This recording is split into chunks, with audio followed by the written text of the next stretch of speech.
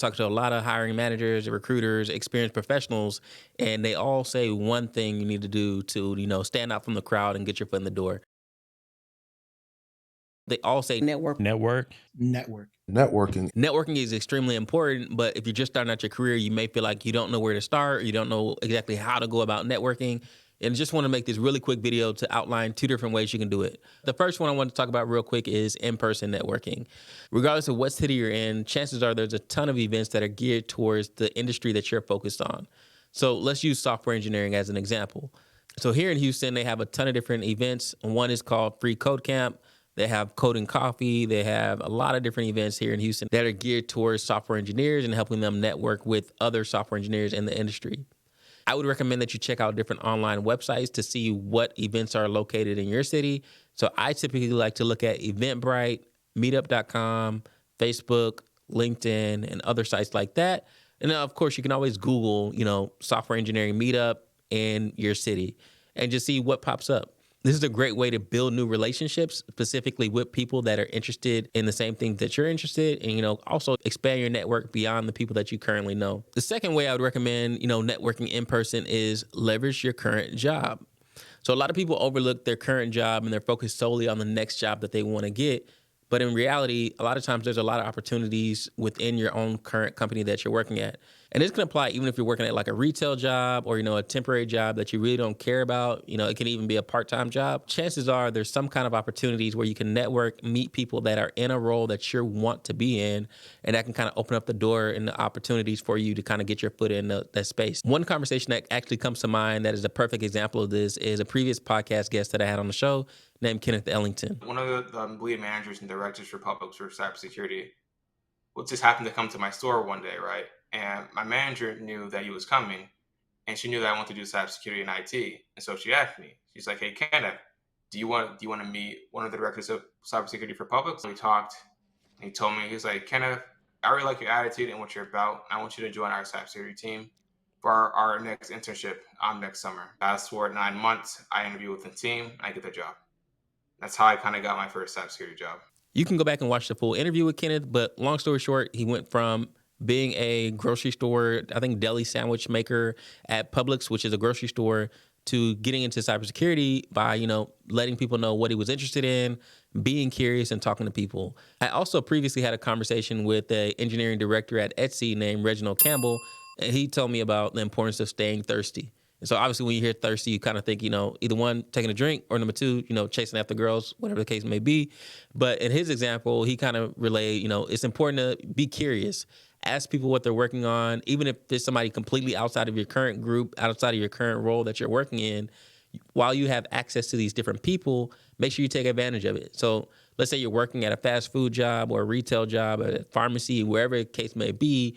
Find a reason, find an excuse to kind of reach out to people that are outside of that role and that are currently in certain opportunities that you want to be in.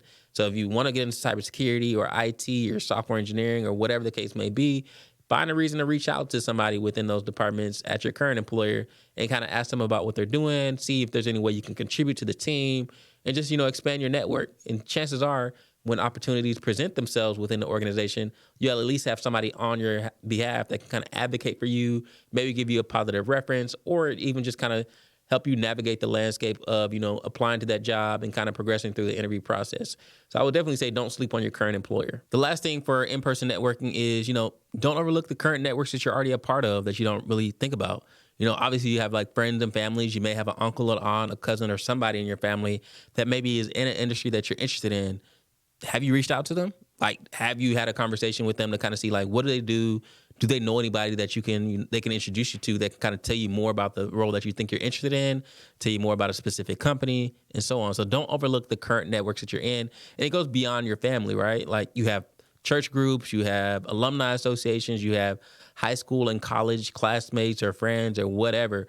Find a reason to reach out to people that you think can help you get your foot in the door, get a good reference, or at least stand out from the crowd. You have to be creative and you have to put yourself out there, even if it means reaching out to people that you may not want to reach out to, just to kind of, get the ball rolling and kind of stand out from the competition.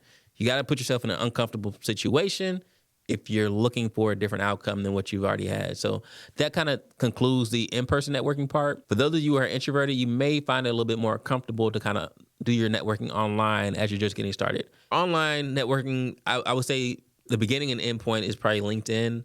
Just being honest with you guys, there's a lot of different ways to navigate LinkedIn. I know it can be intimidating for you if you're just starting out, but I would really encourage you guys, number one, to start trying to build a brand on there. And I think for that, it starts with like building your own personal profile. So that means number one, upload a profile pic so people can actually see who you are.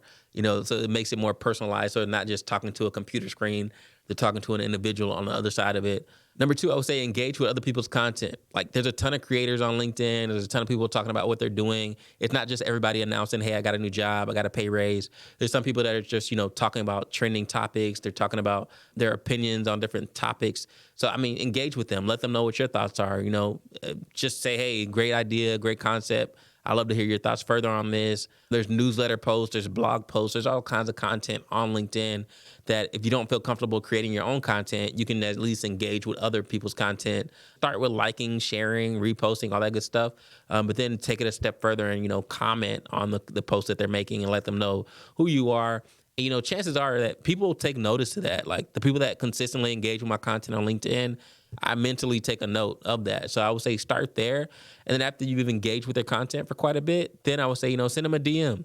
Send them a message or send them a connection request, but include a message in the connection request, letting them know like, hey, I've been following your content for a minute. I love your opinion on XYZ.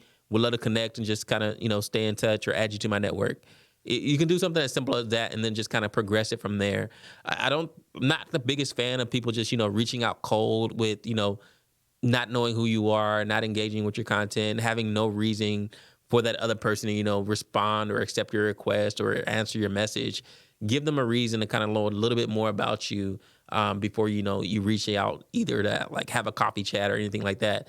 You have to remember that everybody's time is super valuable. Everybody's busy, including you. So, just kind of take that into consideration and think about, okay, hey, what's going to improve the likelihood of this person responding to my DM, responding to my message? And so even if it's a recruiter, for example, and you see them posting a job, are they more likely to respond to your DM if you repost the job yourself?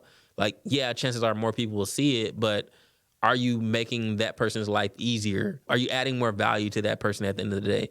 So think about that. Think about how you can add value to that person before you just start asking them for a coffee chat or whatever the case may be. And just think about how you can increase the chances of that person responding. But LinkedIn is a gold mine, to be honest with you, whether you're, early career professional trying to get your first job, whether you're aspiring entrepreneur, wherever you're at. So I really would say, spend a lot of time on LinkedIn, figuring out the platform.